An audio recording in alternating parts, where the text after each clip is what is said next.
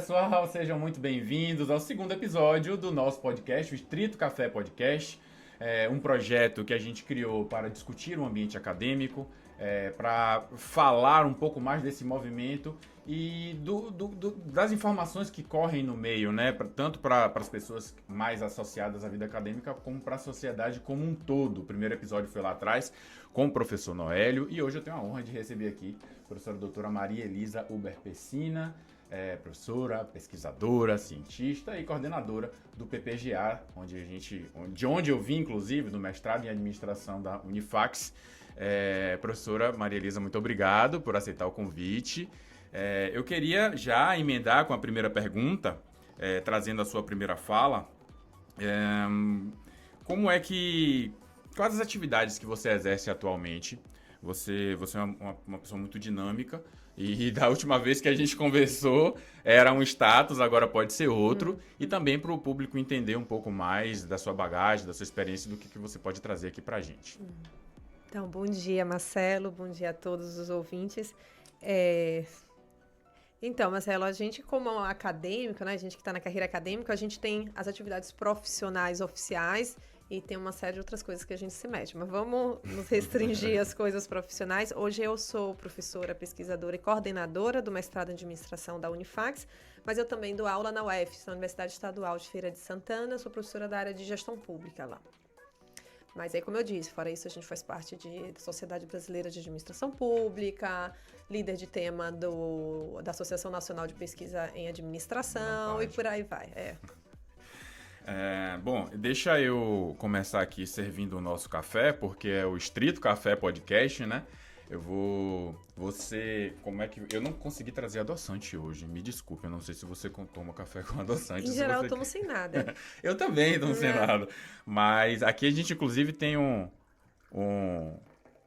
açúcarzinho quadradinho de filme, temos o marshmallow, fique à vontade se você quiser Eu vou querer marshmallow. adoçar e sentir um gostinho novo, pra gente poder seguir o nosso bate-papo aqui de maneira mais leve. Eu queria lembrar para dizer para vocês, né, contar para vocês que essa história do podcast, do Estrito Café Podcast, inclusive nasceu de uma reunião conduzida pela professora Maria Elisa, onde a gente estava ali recebendo a turma nova, né, de mestrandos em administração. Sim. E ali naquele momento de receber os alunos, ela fomentou que cada um trouxesse contribuições, ideias novas.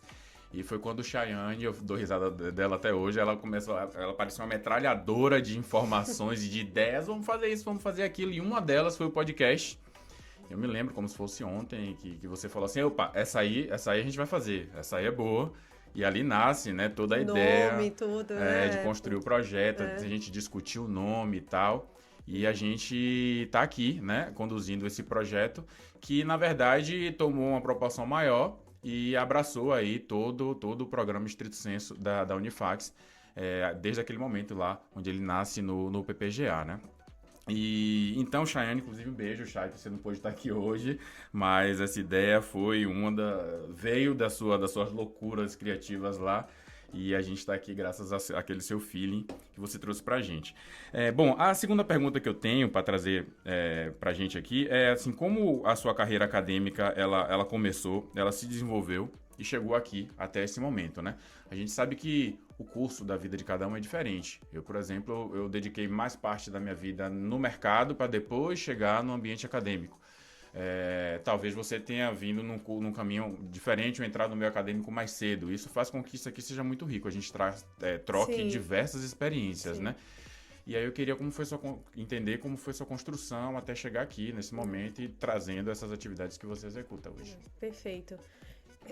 Acho que como você falou, Marcelo, a carreira acadêmica, ela é diferente de uma pessoa para outra. O que eu tenho visto é isso. Então, tem pessoas que já tinham esse foco de vou fazer mestrado, doutorado e seguir carreira acadêmica, e outras que não, foi uma coisa mais orgânica que foi acontecendo, e foi o meu caso, né? Então, quando eu entrei no mestrado, foi uma oportunidade, viu? A seleção de mestrado, um colega me convidou, eu fiz, vou fazer. Foi uma experiência muito pesada o mestrado para mim, porque eu costumo até falar para o pessoal que está começando, né, mestrado, doutorado, falo assim, Eu acho o mestrado mais pesado que o doutorado. Eu explico por quê. A gente vem sem uma experiência de pesquisa acadêmica, tudo é novo, tudo é muito desafiador e, enfim, todos aqueles sentimentos que a gente tem de não vai dar conta, né, de que a gente é uma fraude, tudo aquilo que a gente já conhece bastante, já tem bastante discussão aí sobre essas dificuldades que a gente encontra no processo de mestrado e doutorado. E eu, além de ter enfrentado tudo isso, eu fiz o mestrado com 2 filhinhos pequenos. Então, minha filha, quando eu comecei o mestrado, minha filha tinha meses. Meu filho tinha 2 anos, 1 ano e meio. Então, foi... E aí, também, fiz o mestrado... É outra coisa que eu brinco também com os mestrandos, né? A gente, nossa primeira pesquisa, a gente quer pesquisar o mundo. Quer fazer a maior pesquisa de todas. Então, toda aquela doação, toda aquela cobrança minha mesmo, né? Foi um trabalho que foi incrível. Hoje em dia eu tenho muito orgulho da minha dissertação de mestrado, mas foi um processo, assim, que foi muito desafiador. E quando terminou, eu falei, olha, eu acho que eu não quero área acadêmica. Passei um ano, fiz, não, vou trabalhar no mercado. Aí eu fui coordenar, na verdade era um projeto de governo, assim, durante um ano. E aí tinha outras propostas e ficava sempre assim, depois eu fiz, vou fazer doutorado. Porque tem isso, né? Acho que quando a gente é picado pela pesquisa, aí é meio que um caminho sem volta, sabe? Eu lembro que eu estava, durante esse um ano, trabalhando fora da academia. Tudo que eu olhava, eu brinco assim, hoje contando para as pessoas, né? Isso aqui dava uma boa pesquisa. Isso aqui dava um bom objeto de pesquisa. Então, você vai estar sempre com esse olhar da pesquisa, né? Como é que você pode contribuir para as discussões daquilo ali. Então, depois de um ano, eu fiz o doutorado. E terminando o doutorado, a gente chama, tem um limbo ali, quando você já não está inserido no mercado, né? Terminei o doutorado. E agora, né? Mas apareceram oportunidades de pesquisas, pesquisas pagas, e depois apareceu uma oportunidade de pós-doc aqui. Eu conhecia muito pouco do Estrito Senso da Unifax, e foi, assim, uma bela surpresa, talvez uma das melhores coisas que aconteceram comigo na minha trajetória acadêmica, foi esse pós-doc com a professora Elvia Fadu, que é uma pessoa, assim, que, além de muito acolhedora, muito inspiradora, ela coloca a gente pra frente. Quando ela vê que você tem um potencial, ela te joga pra frente naquilo. E daí eu fui contratada pelo mestrado, e daí eu assumi a coordenação. Mas foi uma coisa muito orgânica, né? Assim, olhando pra trás, em momento nenhum eu pensei, eu vou seguir carreira acadêmica, eu quero um dia ser coordenadora de PPG, mas assim, nunca né? Nunca tinha parado pra ter esse plano, não. Foi uma coisa que foi acontecendo e aí chegou aqui. Eu tenho uma brincadeira interna minha que eu vou trazer para você, né? Inclusive um beijo, professora Elvia, da qual eu mantenho aqui também uma profunda admiração. Eu fui o último orientando da trajetória profissional dela e foi uma experiência incrível também. E aí eu tenho uma brincadeira, né? Às vezes eu fico sozinho pensando assim, Elvia é como se fosse assim, ela teve uma filha mais velha, que foi Maria Elisa, e depois teve eu, que sou o caçula. Porque ela meio que pega a gente assim e vai construindo, e numa capacidade incrível de respeitar o que a gente está trazendo. A minha dissertação que eu fiz com ela, foi ela me orientando, me guiando, mas respeitando absurdamente o que eu estava trazendo ali de contribuição e de ideias e intelectualidade, né? Um beijo, professor. Eu quero trazer você aqui em algum momento. Já falei contigo outras vezes, você fica, não quero não, mas vai sim. Em algum momento a gente vai trazer você aqui. Eu não sei se Elvia tem noção, assim, do quanto que ela é inspiradora no trato, assim, né, das questões acadêmicas. No trato com as pessoas. Eu tenho descoberto várias pessoas que têm relatado isso, não só eu e você, não. Muita gente chama ela de madrinha, por aí, pessoas importantes. Então, aí falando da pesquisa em si, né? Hoje, dentro das suas atividades, tanto aqui quanto fora, você identifica uma linha de pesquisa onde você se aprofunde mais, ou atue com mais frequência?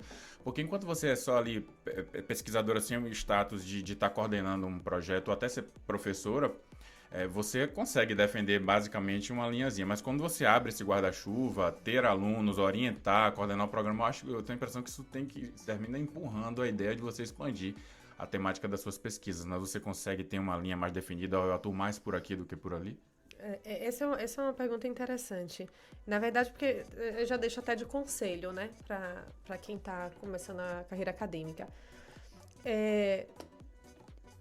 Desde o início, eu tinha um objeto claro de pesquisa, mas era um objeto desafiador, porque não era um objeto convencional da administração, né? Então, eu sempre estudei organizações internacionais, na verdade, um processo que é bem institucionalizado, que é a cooperação internacional para o desenvolvimento, que é o processo de países, em geral, né, os países desenvolvidos, da OCDE, ajudando os países em desenvolvimento, tanto em políticas públicas como na gestão pública. Então, eu sempre venho estudando essas interseções, essas interfaces entre as organizações internacionais e esses programas de cooperação internacional para o desenvolvimento e a gestão pública local. Não só a gestão pública, mas, por exemplo, a gestão de organizações da sociedade civil que, historicamente, dependem desses recursos internacionais. Então, como que essa relação vem moldando as práticas e as políticas dessas organizações domésticas? E isso é muito específico e muito pouco convencional dentro da administração. E é muito interessante, Marcelo, a gente olhar isso depois, lá na frente, a gente olhar para trás, né? Porque quando a gente chega lá na frente e olha para trás, a gente vê muita beleza nisso, poxa, já viraram para mim durante o mestrado e falaram, assim, eu soube, não falaram na minha frente, né? Em geral, essas coisas não falam na frente. Eu soube que uma professora comentou com a outra, mas eu não entendo o que essa menina pesquisa. O que é que ela está fazendo aqui pesquisando isso, né? E isso me incomodava porque eu via muita relação com a administração. E lá fora eu sei que estuda isso na administração, mas aqui as pessoas acham que era um tema das relações internacionais, por exemplo. E eu ficava muito sozinha nisso, né? Então eu ia para os congressos de relações internacionais, não me identificava, depois eu comecei a ir nos de administração e comecei a ver as interlocuções. Me colocava nas sessões de sustentabilidade de organizações da sociedade civil e todas as nuances, né? Que é uma sustentabilidade com autonomia, se é dependendo dessas relações com organizações internacionais. Depois eram sessões de administração pública. E aí, em algum momento, eu falei, olha, já que não existe esse espaço, eu vou criar. É aquela história de você fazer do limão a limonada, né? Então, eu propus na ANPAD, que é a Associação Nacional de Pesquisa e Administração, né? Tem o ENAMPAD, que é o segundo maior congresso do mundo em administração. Eu propus, dentro da divisão de administração pública, um tema que discutisse, que acolhesse pesquisas que tratem sobre isso, sobre organizações internacionais, políticas públicas no cenário internacional, essas relações com organizações locais, que o objeto de pesquisa da administração são as organizações, né? E foi muito bem acolhido e assim, foi muito legal, porque a gente começou com poucas pesquisas, né? Então, porque tudo isso é um processo longo, então você divulgar o tema, as pessoas que pesquisam isso espalhadas pelo Brasil, conhecerem isso. Disseminar a cultura da pesquisa isso demora. Então, no início, a gente tinha poucos trabalhos submetidos, a gente ficava assim, tímidos, né?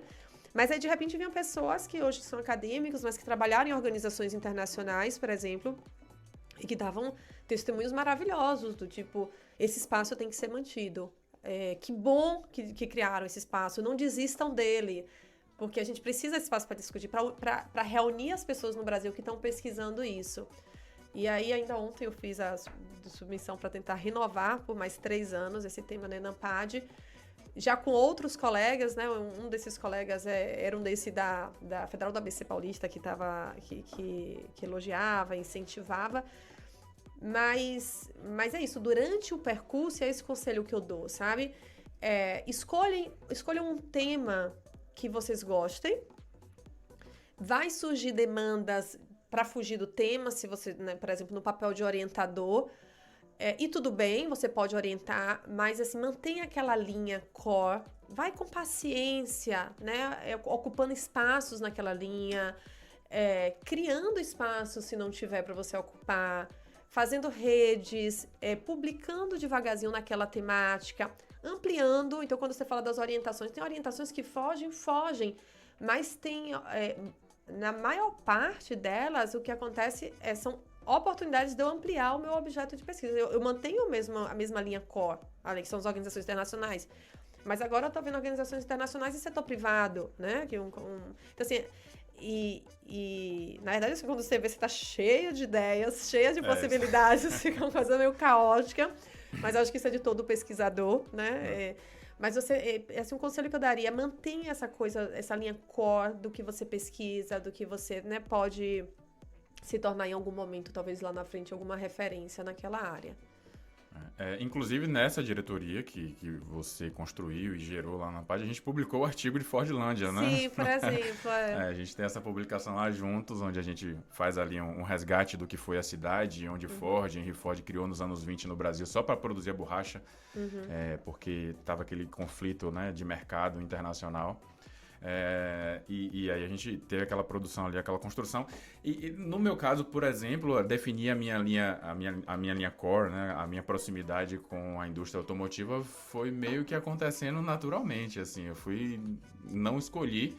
Em geral Mas a coisa, poxa, eu gosto disso. Quando eu vi, eu falei, eu tenho 3, 4 trabalhos que falam sobre isso aqui, então acho que minha linha de pesquisa tá posta aqui, eu não precisei planejar. Isso é um indicativo do prazer, né? Porque se você faz aquilo de maneira inconsciente, você às vezes tem que respeitar aquele feeling. E agora, assim, como coordenadora do PPGA, o que é que você entende do momento do programa, dos desafios do presente, o que é que você vislumbra para construir no futuro? Tem o próprio Sempad também. O que é que você traz aí de panorama geral, assim, do PPGA? O programa de pós-graduação em administração da Unifax, ele é um programa bem consolidado, né? A gente está completando ano que vem 25 anos. É um programa bem avaliado na CAPES. Nós temos excelentes professores, então não só sou eu que sou líder de tema na AMPAD, temos 2 ou 3 outros professores que são referências nacionais na área que eles pesquisam. Então, assim, temos uma equipe maravilhosa de professores. Então, a gente sempre recebe esse feedback dos alunos, né? Mas desafios a gente tem pela própria realidade da pós-graduação no país. Então, vou dar 2 exemplos. Um é que, recentemente, isso vem agora se revertendo um pouco, mas até ano passado, mais ou menos, o Brasil viveu uma crise de demanda por pós-graduação. Então, assim, estagnou a demanda por mestrados e doutorados acadêmicos. As razões podem ser muitas. Uma delas é a diminuição daquela expansão do ensino superior, da carreira acadêmica. Então, se as pessoas não veem possibilidade de inserção profissional, por que elas vão fazer um mestrado, doutorado, né? Esse movimento está se revertendo, então já está se equilibrando a demanda. Mas não foi só aqui, né? Isso era um relato das federais, de todos os PPGs do Brasil. Era uma preocupação a nível de CAPES. Eu ia para as reuniões da CAPES e o relato era isso: olha, a demanda está caindo, a demanda está caindo. E por quê? Como reverter isso, né? E aí uma das linhas que a CAPES deu e eu considero muito acertada é a gente mudar um pouco esse discurso de que o mestrado e o doutorado acadêmico ele é voltado para a carreira acadêmica exclusivamente, né? Não é. Você desenvolve uma série de habilidades de escrita, de pensamento crítico, que pode ser usado em altos cargos do mundo corporativo, por exemplo. Inclusive, eu tenho a impressão que no exterior essa concepção já existe, né? Um PhD lá fora é um profissional tanto acadêmico quanto de mercado. Eu vejo sinto isso mais aqui no Brasil. Isso. Então, a gente vem desmistificando isso, e então acho que isso foi um dos pontos positivos, assim, para a gente mudar essa tendência. A gente, no nível de Brasil, né, mudar essa tendência de diminuição da demanda pelo estrito sensu. Um outro desafio que eu vejo aí também tem a ver com a regulação, tem a ver com pensar o estrito sensu, a pós-graduação no Brasil, é que até pouco tempo o foco era muito nas publicações. Então, os programas eles eram avaliados majoritariamente pelas publicações. Então, a gente tem as publicações de nível A, né, A1, A2, tinha o qualis das revistas, que agora também vai mudar. E aí os professores corriam muito para isso, fazer pesquisa e vou depois publicitar isso nos meus artigos e, de preferência, em revistas, em top journals, né, que a gente falava em revistas dos estratos superiores. Só que isso vem mudando a nível da regulação. Então, a CAPES agora está com um foco muito grande no impacto dos programas de pós-graduação. Então, isso demanda toda uma mudança de mentalidade dos professores, de que agora não é só fazer pesquisa e publicar artigo científico. Agora precisa também ter ações que gerem impacto, então que promovam o impacto com essas pesquisas. Então por exemplo, a CAPES vem insistindo muito na maior interlocução com organizações da sociedade, onde a gente está inserida. Então, se o meu trabalho trata... Dá exemplo de uma banca muito boa que participei recentemente do nosso programa, que falava sobre feminicídio e a percepção das organizações policiais em relação ao feminicídio. Então, não é só fazer essa pesquisa e publicar o artigo científico, é promover depois encontros com essas organizações policiais, discutir os resultados dessa pesquisa, ver como esses resultados podem ser úteis para a sociedade, para essas organizações, né? Então, assim, a CAPES, ela vem insistindo muito nisso, e aí você pergunta o desafio. O desafio agora é a gente mudar a mentalidade para passar a fazer isso também, porque a gente já faz muita coisa, então, mais isso. Na verdade, assim, o que a gente percebe é que a gente já faz coisas de impacto, mas agora é sistematizar dentro dos critérios da CAPES, né? Então, são os dois desafios, mudar essa mentalidade, incentivar os professores agora a focar mais nisso, de dar impacto às suas pesquisas e demonstrar isso dentro dos padrões da CAPES. Então, assim, que impacto, você deve concordar comigo, é uma coisa muito subjetiva. Como é que eu comprovo o impacto? Então, uma coisa é dar um artigo que eu vou colocar na revista 1, pronto, tá ali. Mas como é que eu vou comprovar o impacto disso? Né? Dessa atuação. Então, a CAPES, ela dá umas diretrizes, mas são diretrizes muito subjetivas, e aí a gente tem que buscar isso. É muito recente e é uma preocupação nossa no programa. Se você colocar, então, desafio, eu diria que o desafio que eu destaco agora é esse. Inclusive, esse programa aqui, né? Porque quando ele surge lá na reunião do PPGA, eu, internamente, vai ser legalzinho. Vai ser divertido. Eu tenho expertise, já tive programa de TV, de rádio, já tive um blog, já trabalhei com comunicação. Então vai ser divertido eu apresentar um podcast falando da academia. Mas essa foi a minha primeira impressão, vai ser divertido, eu vou fazer. Aí depois veio a ideia, quando foi posta, ela tomou uma proporção grande, professora Carolina Espino, né? Beijo, professora Carol. Ali coordenando o Espírito Santo como um todo, ela já mostrando, olha, isso é importante, inclusive a CAPES deseja que a gente comunique as ações, não fique aqui dentro, não é só não é só uma ideia legalzinha, não. Divulgar as pesquisas. Já é uma ideia trazida pelo próprio universo da educação, trazendo a exigência e a preocupação da CAPES em comunicar, em não ficar só nas pesquisas e na divulgação, e sim buscar a sociedade para apresentar o que a gente está construindo. E aí eu entendi que isso aqui já faz parte da construção acadêmica e não uma ideia que ia agregar a questão acadêmica. Está dentro do processo central, inclusive. Sim, está dentro dessa discussão de popularização da ciência, né? Não, e de fato, visibilidade das pesquisas é um dos pontos do impacto. Então, se a gente vai gravar podcasts divulgando resultados das pesquisas dos nossos docentes e discentes e divulgando isso para as pessoas que não necessariamente estão na academia, é por aí, o caminho é esse, sabe? Isso que a gente dá visibilidade às pesquisas, publicitar esses resultados para a sociedade de uma forma geral. Como é que tá? Eu estou no segundo semestre do doutorado lá do PPDRU, né? Do doutorado em desenvolvimento regional e urbano. E esse semestre foi uma loucura. Eu meio que me desliguei de algumas coisas para dar conta da demanda. E eu não tenho noção de como tá o SEMPAD. Ele já aconteceu, tá para acontecer. Como é que tá isso? Ele vai acontecer na semana que vem, dia 14. SEMPAD que é a semana... semana de pesquisa em administração do nosso mestrado. E ele vem crescendo muito, né? Ele surge com uma ideia que também é uma ideia de Elver, que era muito boa, que é essa de colocar, divulgar internamente para o programa o que cada professor está publicando lá fora. Professor e discente, né? Então, era um momento em que a gente se reunia para mostrar o que foi publicado em congresso e em revista no último ano, pelos nossos docentes e discentes.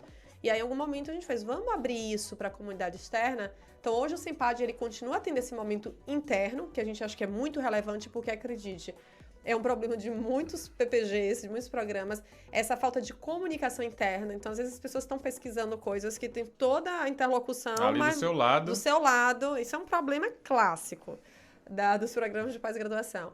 Então, assim, foi uma ideia muito feliz, a Elver, ter criado esse momento de compartilhamento interno, mas hoje a gente tem esse momento e tem um momento de sessões temáticas, que a gente recebe submissões externas. É um programa, um congresso totalmente gratuito, então isso é muito bom porque você democratiza. Então, as pessoas podem submeter resumo expandido, vir aqui apresentar, discutir com o que está na plateia, o que está apresentando também naquela sessão. A gente tem, agora, assim, temáticas bem destacadas, as últimas relacionadas à sustentabilidade, porque, né, realmente é o imperativo da nossa época. E aí a gente traz palestrantes. Esse ano vem o diretor de sustentabilidade da Braskem, vem uma pessoa que tem um cargo de diretoria no BID, vem uma pessoa do BID. Então, a gente traz empresa, organização internacional, estamos tentando trazer alguém do governo também. Então, para promover essa discussão, e aí, além da gente... E pensar, né? Pensar mais essa interlocução do programa com a sociedade. Então, que tipo de pesquisa a gente pode estar desenvolvendo para atender essas demandas que estão vindo de lá? Isso é uma coisa que, assim, se eu pudesse deixar dessa coordenação, me deixaria muito feliz, sabe? No final da minha trajetória, se eu conseguisse deixar isso. Que é uma interlocução consistente. Assim, tem muito chão para construir isso, a gente vai precisar de muito esforço para isso. Mas uma interlocução o mais consistente possível entre demandas da sociedade e as nossas pesquisas. Porque, assim, eu não vejo nenhuma limitação da parte dos nossos docentes e discentes de estar atendendo isso. Né? A gente claro que a gente entra no mestrado com uma ideia de tema, de pesquisa, mas, assim, se a gente identifica que tem um problema interessante, um problema social interessante, os discentes abraçam isso, os docentes também, né? E a sociedade, por sua vez, precisa. Então, tentar criar esse fluxo, né? Esse fluxo de uma forma consistente. Isso seria muito bom. E é o que a regulação pede. Né? E não pede por pedir, pede porque realmente eu acho que a razão de ser da pesquisa precisa ser essa, né?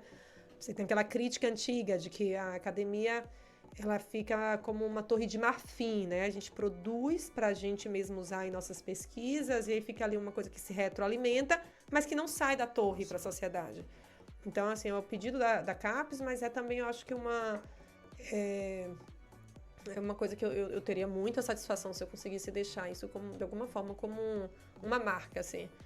Mas dá trabalho, vamos tentar fazer isso.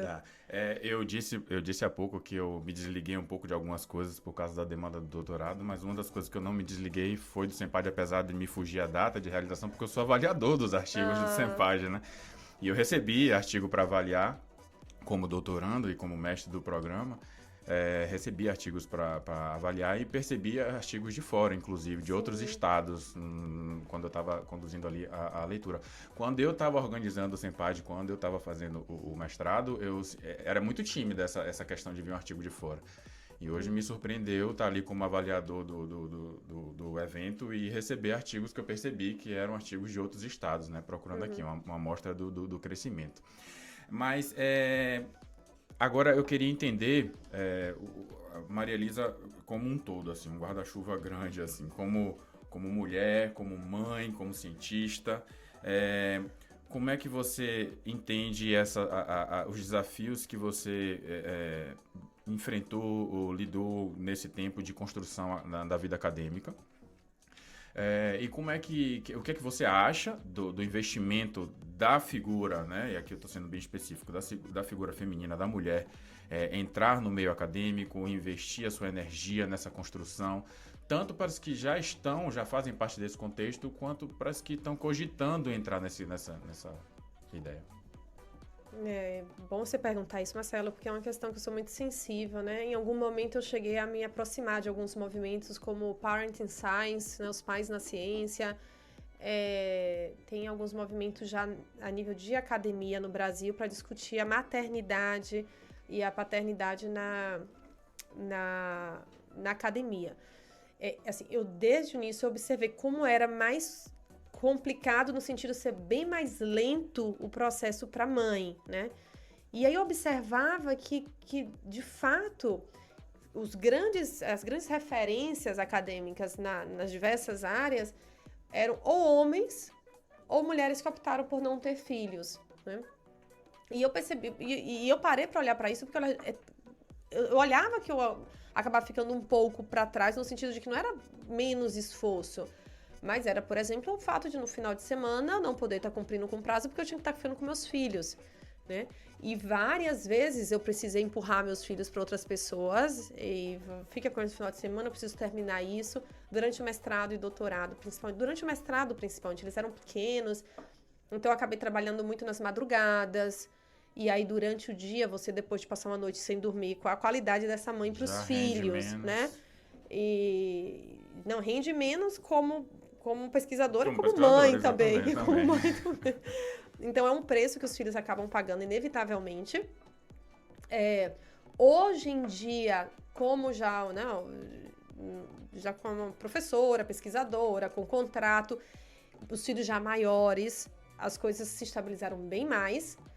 Mas eu, assim, para quem é mãe, para quem é mulher que está iniciando a trajetória acadêmica, assim, o que eu posso dizer é, primeiro que eu me solidarizo muito, e segundo, assim, é paciência, sabe? É paciência porque a gente olha, a sensação que eu tinha era isso, eu estava numa corrida e quem não tinha filhos já estavam lá na frente, conseguiam correr muito mais rápido e aqui, sabe aquela imagem que a gente tem da mãe com um monte de coisa pendurada subindo a escada? Então, assim, é bem essa imagem, assim, mas com consistência você chega.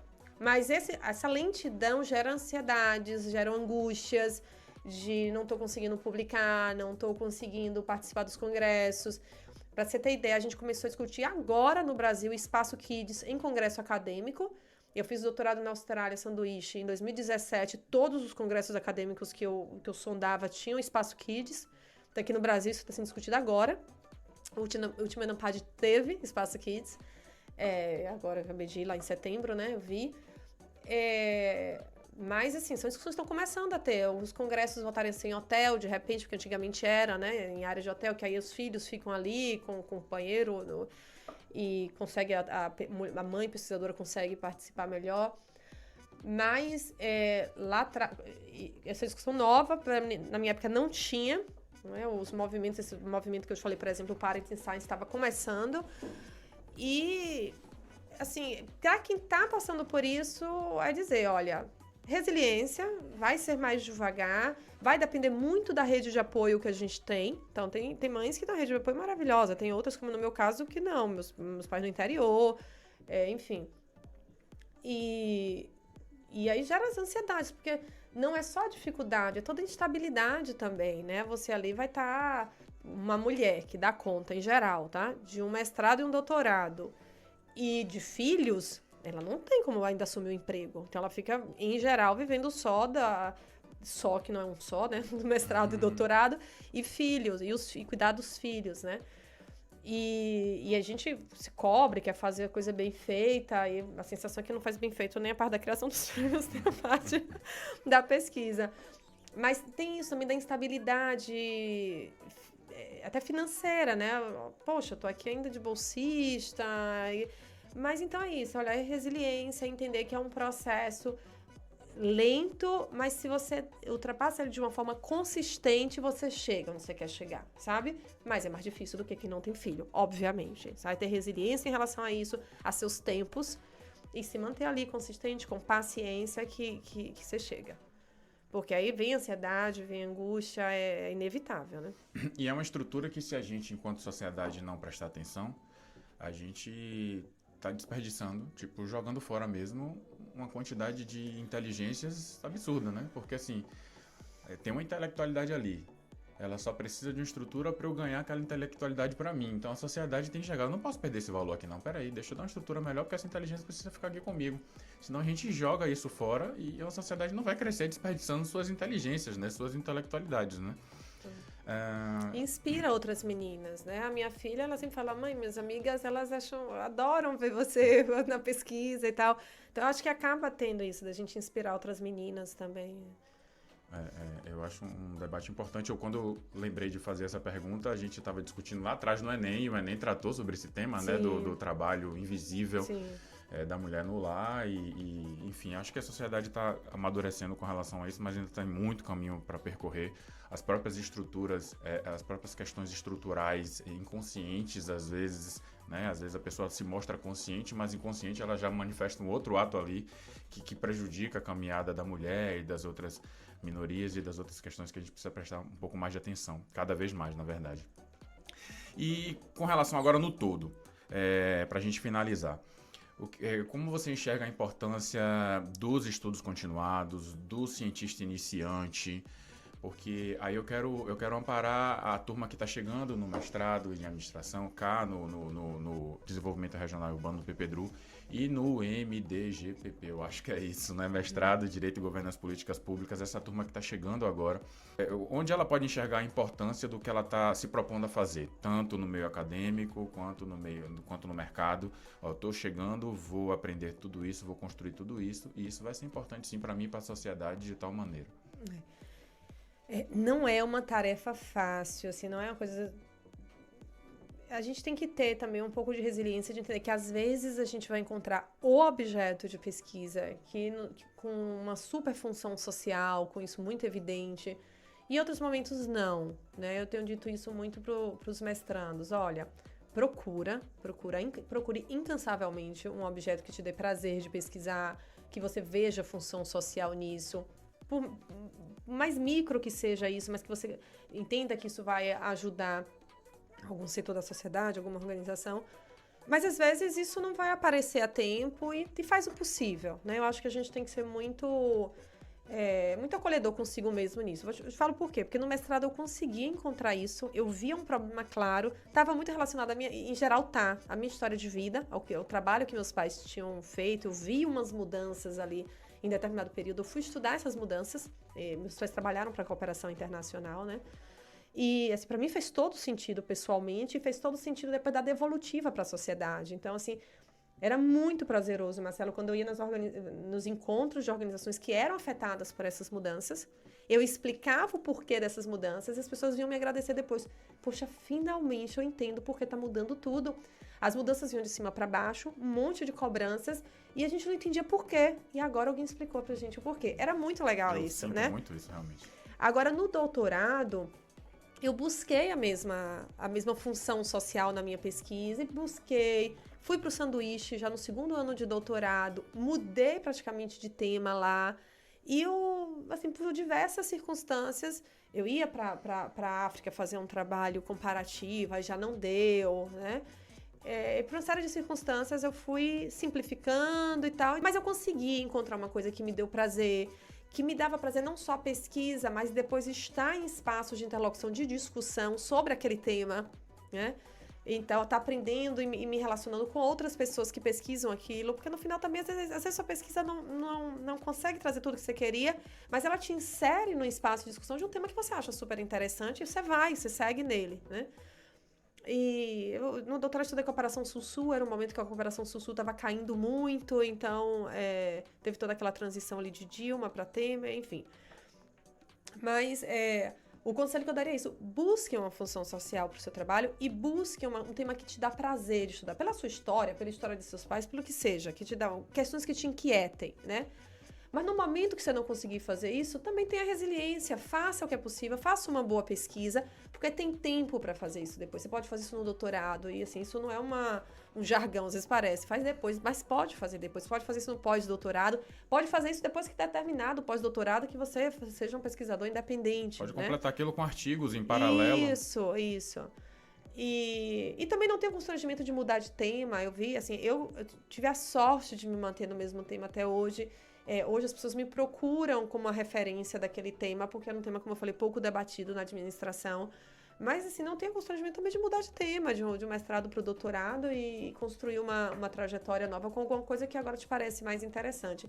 Mas acho que muitas coisas da consistência, sabe? Fazer de uma forma consciente, ir publicando, e buscando pessoas que discutem aquilo, que chega lá, sabe? Acho que se a gente faz as coisas que a gente faz com empenho, inevitavelmente...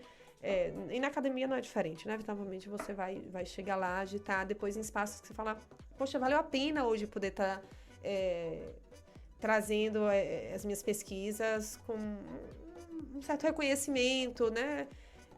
Tá conversando com essas pessoas nesses espaços. A trajetória acadêmica ela é muito dura em alguns momentos. O processo de escrita de dissertação e tese ele pode ser muito pesado, e aí fica, né, já o aviso para quem está entrando agora. Tem muitos estudos sobre adoecimento durante a pós-graduação, mas hoje eu, olhando lá da frente, assim, né, cada frente, eu falo assim, acho que vale a pena, sabe? Para quem gosta de pesquisar, de discutir as questões, vale a pena porque você vai passar o resto da vida imerso nisso. Né? Então, convivendo com as pessoas que discutem isso, e escrevendo e lendo, poxa, se você gosta disso, vale muito a pena. Sendo na área acadêmica ou não, eu tenho visto cada vez mais alunos nossos que são do mercado, concluindo mestrado, como a gente ainda não tem um doutorado em administração, se encaminhando para o doutorado do PPDRU ou pedindo já correr com o diploma que eles vão tentar em outra instituição, doutorado, né? e são do mercado. A princípio não tem interesse acadêmico. Mas às vezes eles tentam os dois, tá? Aí vou me aposentar do mercado e vou para a área acadêmica. Eu tenho visto muito isso também. Essa coisa de vou deixar essa porta aberta para uma hora ingressar na área acadêmica, porque eu peguei gosto, né?